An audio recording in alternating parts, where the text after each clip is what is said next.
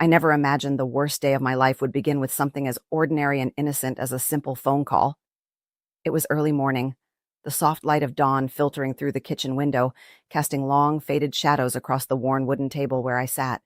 The air smelled faintly of freshly brewed coffee, bitter and comforting at the same time, and the quiet hum of the early day was unbroken, until his voice came through the receiver, cold and urgent, slicing through the calm like a knife.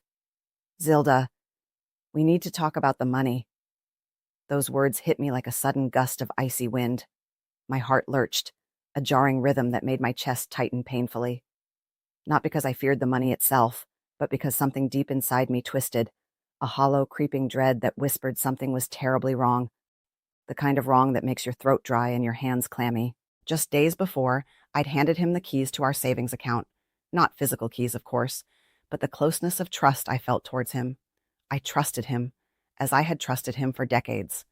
I looked into his eyes every morning, believed his words, believed in us. That simple act felt like the ultimate gesture of faith I could offer. And now, it was as if I had handed over the last fragile thread holding our lives together, and he was about to let it break. I sat frozen, gripping the chipped porcelain cup in my hands, the warmth of the coffee long gone, replaced by a creeping chill that crawled up my spine and settled heavy in my gut. Outside, the early sky was dotted with gray clouds, and the silence in the house suddenly felt suffocating, oppressive, as if the walls themselves were closing in, echoing the growing panic in my mind. "How did it come to this?" I whispered to myself, barely audible. The question hung in the thick air like a ghost I couldn't escape. How could the one thing I treasured most, trust, have turned into the weapon that was unraveling my entire world? His voice faltered for a moment, dragging the words out like heavy stones. We've lost it all."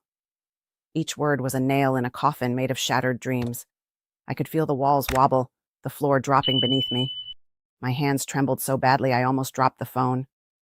The kitchen lights flickered faintly, or maybe it was just my blurred vision playing tricks on me. Time seemed to slow, every second stretching endlessly as I tried to digest the weight of what he said.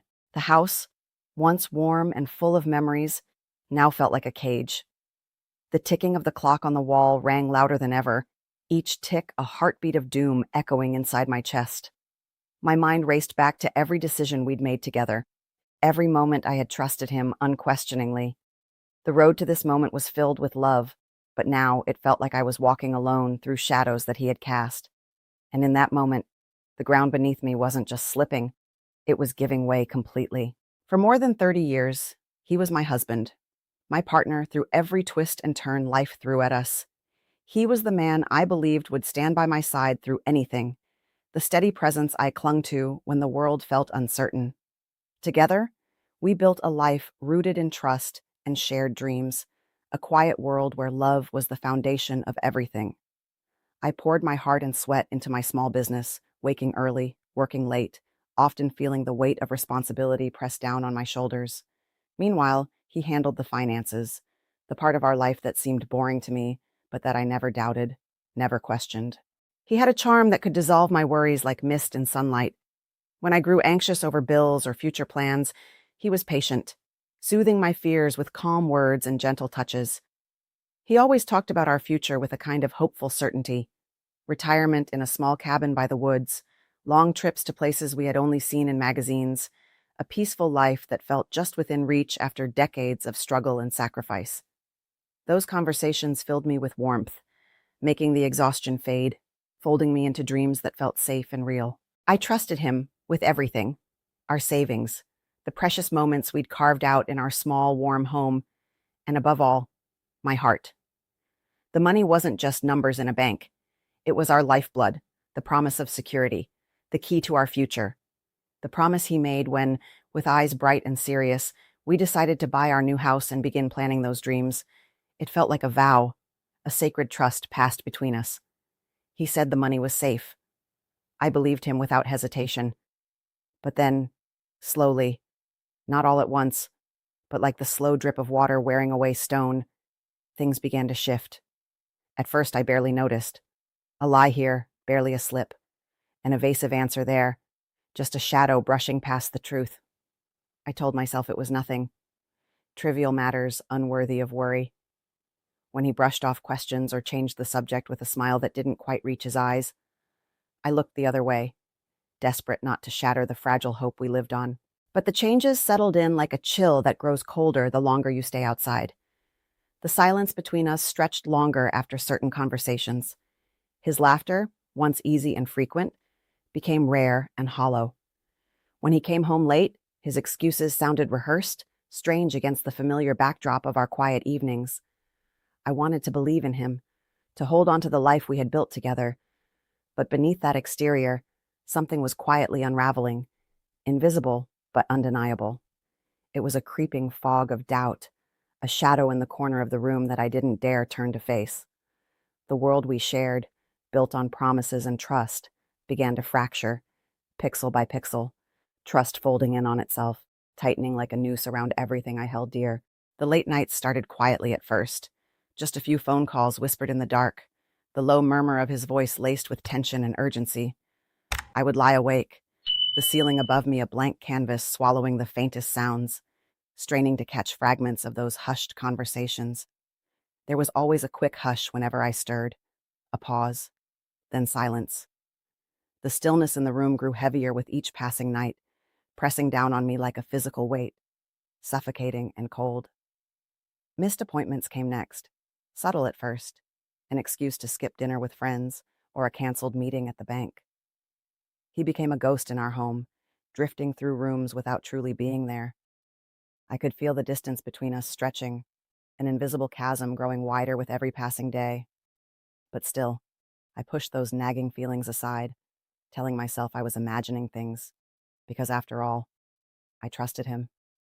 I had to. Then came the late afternoon, when I noticed a crumpled piece of paper slip from his wallet as he pulled it out hurriedly.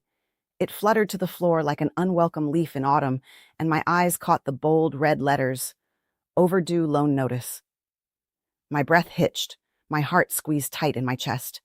I knelt down slowly, the paper trembling in my fingers as I stared at the harsh reality staring back at me. Confused and desperate for answers, I looked up at him, my voice barely a whisper. "What's this?" He avoided my gaze, his eyes darting away like a cornered animal. Words spilled out, vague, half-truths wrapped in excuses, but nothing concrete. The weight of his silence was heavier than any lie he could have told. Days passed, and the uncertainty festered like a wound untreated.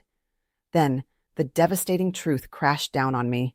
He had been gambling, secretly, recklessly feeding our savings into games of chance, chasing a cruel hope that he could win it all back.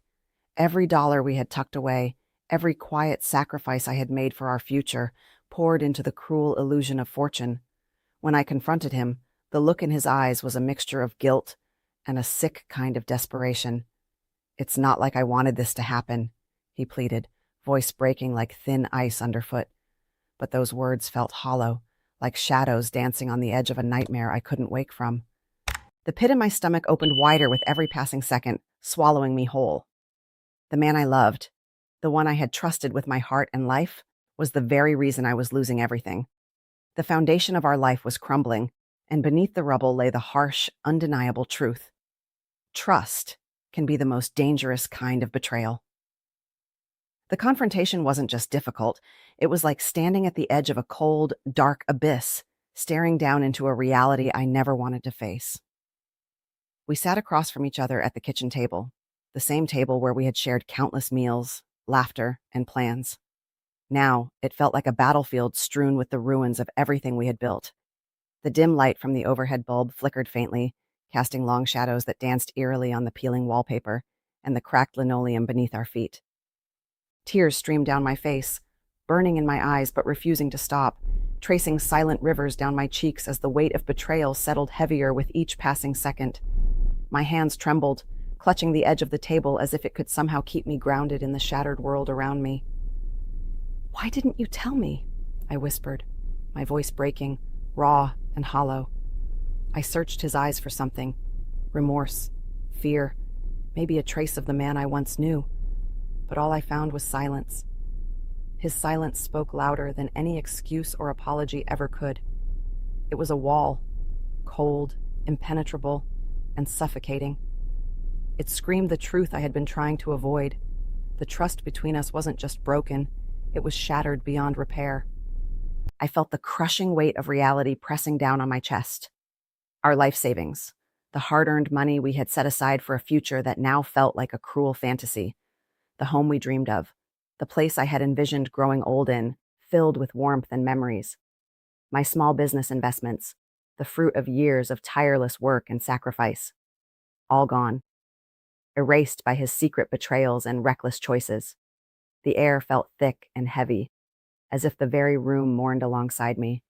I noticed the faint, bitter scent of stale coffee lingering in the air, the same table still stained with the remnants of our past cups, reminders of mornings glazed over with hope that now felt distant, almost unreal. And yet, even in the silence that filled the room, amidst the raw wreckage of my heart, I saw something else in him. A man broken, not just because of the anger and pain I felt, but because he was crushed by the weight of his own mistakes, his own failures. His shoulders sagged as if bearing an unbearable burden, his eyes dimmed by shame and regret. In that fractured moment, my sorrow and anger tangled together in a knot so tight it nearly strangled me. I wanted to scream at him, to blame him for the emptiness growing inside me, but I also wanted to reach out and hold what was left of the man I had once loved. It was a painful clash of emotions: love, betrayal, sadness, and fury, all swirling in the air like a storm no one could stop. The room grew colder, the shadows deeper, and in that long, haunted silence I understood. Some wounds don't heal, and some trust, once broken, can never be mended. Looking back now, with the weight of years pressing quietly but firmly on my shoulders, I realize that trust is one of the most precious and paradoxical gifts we have. It is at once our greatest strength and our most fragile vulnerability. It was something I chose to give him wholeheartedly, without hesitation, clinging to the man I loved with every fiber of my being. I gave him everything: my savings, my security, my dreams, and most painfully, my faith in him. And yet, despite losing it all, in the ruins of that devastation, I found an unexpected clarity that changed the way I see the world and myself. Rebuilding from the ashes wasn't easy. Some mornings, the silence in the empty rooms of the house felt like a heavy fog, cold and uninviting, wrapping itself around me until I felt almost invisible. The creaks in the floorboards sounded like whispers, reminders of what was lost. The familiar scent of brewed coffee no longer brought comfort, but a sharp sting of memories that felt both distant and raw. The weight of betrayal clung to the air, thick and suffocating. But slowly, day by day, I began to gather the scattered fragments of who I once was and who I wanted to become. There is a strange strength that comes from facing your deepest wounds and choosing to keep moving forward. I learned to protect my heart without shutting it away completely. I learned to trust again, but with a fierceness tempered by caution. More importantly, I learned to listen to those quiet, unsettling signs that whisper warnings in the stillness of everyday life. Those subtle alerts that hint at danger long before it manifests, signals I had ignored for too long. Sometimes the hardest lessons come not from strangers or enemies, but from the people we thought would never hurt us. They come wrapped in love and familiarity, making the fall all the more painful and the loss all the more profound. Betrayal by someone close is like a shadow that follows you, dark and relentless, but it also forces you to grow in ways you never imagined possible. Now, when I walk through the empty rooms of what remains, I don't see just loss. I see survival, resilience, and a quiet promise to myself to never let my heart be so unguarded again. The shadows still linger, but I have learned to face them without fear, to carry the scars as proof of battles fought and lessons learned. Trust, I have come to understand, is a delicate flame. It can warm you with its light or burn you beyond recognition. But even in the ashes, there is a chance to rebuild and to find a version of peace that comes from knowing you survived the darkest night.